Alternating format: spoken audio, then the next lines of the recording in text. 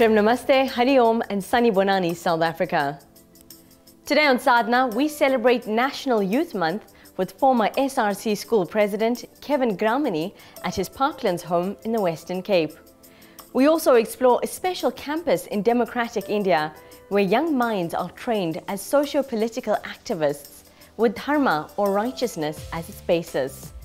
In our kitchen, Anuradha tempts our youth with a zesty orange cheesecake. Yummy! Further into the show today, our ever-youthful Kugan continues on yoga for wellness, and Lokeshji transforms young minds with the values enshrined in the Ramayana. Sachin Tendulkar, Tiger Woods, Ronaldo, John Smith and Shane Warne are all international superstars whose names echo in sports stadiums across the world. They also share something else in common. They've all played on surfaces prepared by South Africa's own Kevin Gramoney. Kevin grew up in Sawoti, a small farming village on the KwaZulu-Natal south coast, which nurtured his love for the soil and laid the tracks for his pitch-perfect life.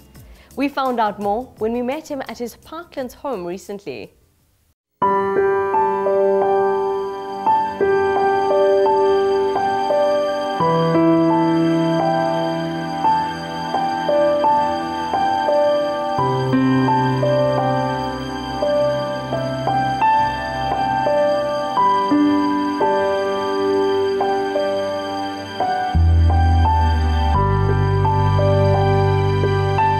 My parents were third-generation farmers right until Standard 2. Then I lived in a wooden iron house. We went to school by bus. We studied under candlelight.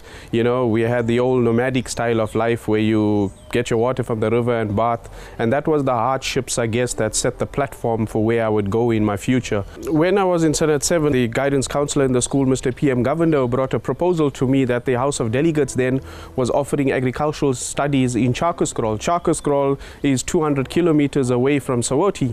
And here I was, you know, a young 15-year-old. I asked my parents first, and because I lost my brother, my parents was first reluctant to send me there, but eventually they gave in. It built me as a character because the following year I won SRC president by 96% of the vote. So it just gave me that more, you know, that ambition and that oomph to go and achieve. So when I became SRC president, I mean, then I got involved in politics there with the, you know, in the North Coast. I've started driving the youth. I then enrolled at Technikon Natal then to do horticulture. When I completed my horticulture, I worked at a gravel racecourse. After that, I was involved in Mount Edgecombe 1 and 2 in the construction of the golf course. And then I saw an article in the paper once for a recruitment agency taking people on scholarship drives to United States of America. I applied, and I was one of 2 successful people in South Africa. Me and another guy, funny enough, from Cape Town called Kevin Abrahams. We went in there and we were enrolled at Florida Atlantic University to do evening studies as you know, advanced degree in turf science, and I worked on a 72-hole golf course there.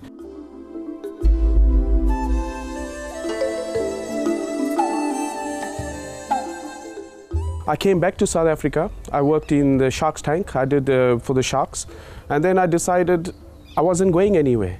I then applied and I went to United Kingdom, to London, and I was the head guy at Dennis Compton Oval, which is the second ground to Lords, which Middlesex plays at. But I was also involved with Lords, with Mick Hunt then. I came back to South Africa in 2008. The first project that I ever did was Orlando Stadium. We built, I mean, when I walked into Orlando Stadium, it was just a concrete surface. We built in the pitch, we brought in sand, we built in the grass. They hosted the Confederations Cup there. But eventually, in 2009, I had to come to Durban, back home, after a whole circle of over 12 years. When I came to Moses Mabhida, there was not even the staircase to go into the stands.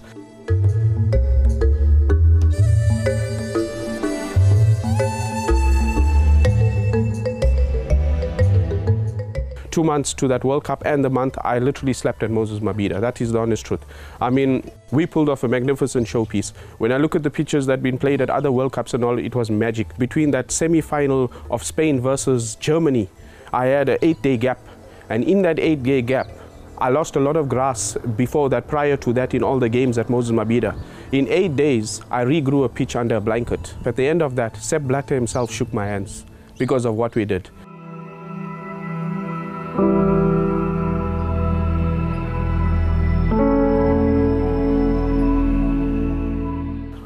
I'm never afraid of challenges. And the first thing I said, let's have a cricket match. We then measured out the boundaries. We managed to get the dimensions in. We had major games still taking place, so we can't disrupt the games because it takes 6 months to grow a bad pitch. So we built 2/3 of the pitch, right? And then the 1/3 I built grew outside. On the day, India won the toss. India won the toss to put South Africa into bat. South Africa scored 172. India beat that score. It was Mackay Antony and Sachin Tendulkar's last games in South Africa.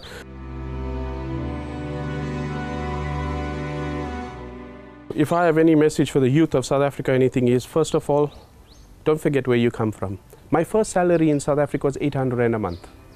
I always like to tell people that, because from there is where I built myself. You know, that was my first salary, and I built myself from that. Because of what?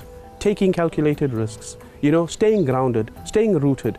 Listen, it's very important to listen to people communicate. It's very important to network, right? And it's very important to look at the gaps in the market. You must think outside the box. Don't just say, oh, I wanted to be a medical person and, you know, I'm now giving up. I wanted to be a teacher, I'm giving up. There's so much of other little avenues, little businesses that's waiting to happen and to employ people, and you can grow. And I still believe, I mean, anybody can live a very comfortable life if you think beyond, you know, beyond your capabilities. There's times, like for example, currently in Cape Town, you've come to a time when we have experienced the worst drought here in over 100 years. I had to rethink. You have to work smart, you have to work proper, and we still, thank God, we're still alive. But you know, God is the greatest being of all, and it's what has helped me to propel myself future. Prayer and religion, until this day, to me, is what keeps me going and keeps me in the positive frame of mind and allows me to take the chances that I want. My mom gave me a little photograph of Mother Lakshmi. I carried that with me in America, and I still have it till this day. And every morning I would pray to Mother Lakshmi and then Lord Shiva, etc. And I always chant. You know, the one thing I do even today, whenever I'm in problem, I chant the names of our gods. And that's what drives me.